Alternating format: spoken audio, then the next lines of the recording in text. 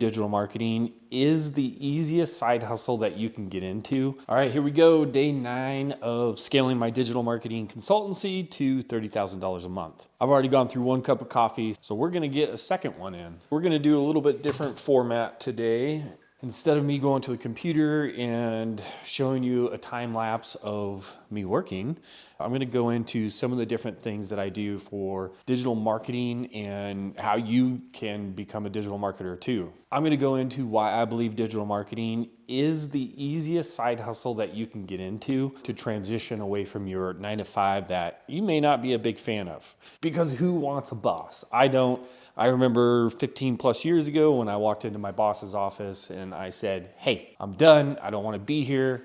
And she said, "You're doing the wrong thing. The economy sucks and you're going to crash and burn." And well, 15 plus years later, I've made quite the nice little life for myself and my family. And I get to do what I want when I want. But I may not be riding around in Lambos, but I take care of myself and I take care of my family. And that's really all that I want. We get to go on vacations when we want. I get to set my own schedule, which is super important to me. Just like yesterday when we had a last minute storm come in and it dumped about 8 or 9 inches of powder on the mountain, I went snowboarding. I didn't have to check in with my boss. I didn't have to take a sick day. I just went and did what I wanted to do when I wanted to do it. And that's the benefits of being your own boss. But to be your own boss, you have to have a skill, right? You have to have something that you can do to provide a service to a client that you can then land them as a client and get paid for that. And the reason why I believe digital marketing is the easiest thing to get into as a side hustle and turn it into an actual job that you can make a living off of is because of social media management. Social media management is the easiest thing to learn. You don't need a degree, you don't need a certificate, and there's so many resources out on the internet that you can learn everything you need to know in a day. Even better, there is a large amount of businesses out there looking for social media managers. They have to get other stuff done and they don't have time to be a social media manager, let alone learn how to become a social media manager. They are doing their business. They are selling something, they're providing a service, and that's what they love to do. That's what they need to do to keep the revenue coming in, but they know they need social media. All brands need social media, and they need someone like you and me to get in there and help them build out a strategy, build out content management, create a schedule, and be consistent in posting and building a community that not only attracts fans, but gets them into a funnel towards becoming a buyer. And so how do you become a social media manager? It really is quite simple. If you just think about what a social media manager does, they don't need to dance on TikTok. They don't need to dance on Instagram. They don't need to create dancing videos. What does a social media manager do?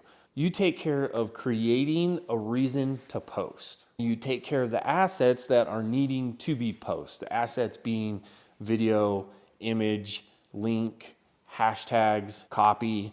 Those are all the things that you need to figure out. But what are you going to post about? Why are you going to post? Well, what is dictated by the client? They have a product or a service. They're within a certain industry. But how do you know what to post? Well, you post not about the product, because there's too many businesses out there just posting their beautiful product and how great their product is. You have to relate it back to what the product does for the person. What's the benefit of the product or the service for the potential customer? That's what you got to think about. So for instance, if a client has a new diet pill, are you just going to be posting pictures of the diet pill? No, you're going to be posting pictures and videos about the benefits. What are the benefits of the product that they're selling to the actual consumer? Well, you're going to lose weight. You're going to feel great. You're going to sleep better. All that kind of stuff. The same thing if you look at Nike, if you look at Patagonia, if you look at all these different brands, big brands, what do they post about? They're not just posting pictures of shoes and jackets. They're posting pictures of the lifestyle that the people live when they're wearing those products. And really, as a social media manager, you're helping save your client from themselves. A client's always going to want to post about how great their product is, how great their service is, how great they are, but we're always going to be posting content that relates back to the actual consumer. That's the gist of what you're doing. But how do you get all those assets together? How do you get the video, the images, the copy, the hashtags? How do you get that stuff together? The client is going to have a lot of that content already. Where do you get the copy from? You get it from their website. Now, do you use everything verbatim? No. You go through their website, you see what they're about, you see what they offer, you see what the benefits are to the actual customer. Then you write nice and easy, quick one-liner pieces of copy. If you need help, use ChatGPT. It's a great way to brainstorm ideas around that copy. You can literally put in copy from their website and say, create 5 captions for social media. And what I like to do is I like to say, create 5 tweets, because tweets are nice and short. They have a character restriction. Now, do I go ahead and just grab that copy and post it with an image or a video? No, I use it as an idea, as a way to brainstorm ideas, because most of the time ChatGPT spits out random crap and it's either too rah-rah or it's too about the product or it's just off tone, off base. I just leverage it as a brainstorming machine for me. And then I pair it to the image or the video that the client already has. What if the client doesn't have a big library of images and videos that you can use? Luckily, you have a phone in your pocket that has a camera that can take video and images. If they're a local client, you're going around their office looking for unique opportunities to take video and images. You can take video of the business owner talking about what they do and how it helps people. What if you can't do that? I use tools like canva.com to go in and use stock photography and create images and video for the client. Or I talk to the client about getting a photographer in to do a photo shoot to get a bunch of stock photography that I can use in canva.com to create those different graphics or videos, slideshows, carousels, etc. And of course, just use on their own. Now, what about scheduling? Well, luckily there's tools like later.com, which you can start out using for free, but it's limited in what you can use it for. But even when you start to upgrade, I think it starts at like 20 bucks. And I find the $40 level gets me everything that I need and more. The great thing about later.com is you can use it as your entire organizational system for social media posts, because it allows you to store the media, it allows you to make notes in there, it allows you to have a link in bio. It does a lot of stuff that is going to help you manage the content for your client, and it schedules across social media channels, and it provides analytics, and it has a free library of learning resources that you can go in and learn how to pull analytics. You can learn how to manage social media content. You can learn what kind of hashtags you need to use. You can learn different tactics about how to attract fans, how to turn those fans into buyers.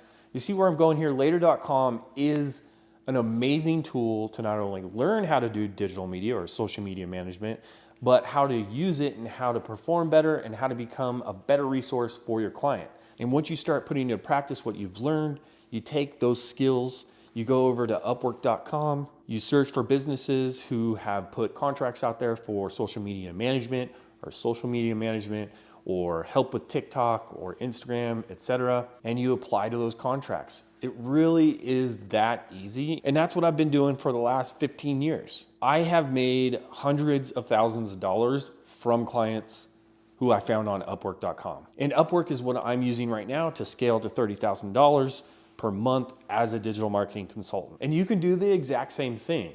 Now, will you get to 30K per month quickly? Probably not. But will you find clients that want to hire you? Absolutely. And as you build those skills, you'll attract more and more clients. And the more experience you have and the more you can provide your clients, the bigger clients that you can attract and the more budget you can charge. Now, what questions do you have? Throw them in the comments below and I will be answering every single one of them. For those of you who made it this far and you're on your journey to be your own boss, give me a like and subscribe if you want to be your own boss and you're going to do this. Let me tell you, you will not regret it. Being your own boss is amazing. And despite the ups and downs, you are the owner of your own destiny. And I know that sounds cheesy, but it really is true. I've been my own boss for 15 plus years. I have never looked back. I've never regretted it one bit. In my opinion, I think everybody should be their own boss. All right, I'll see you in the next video.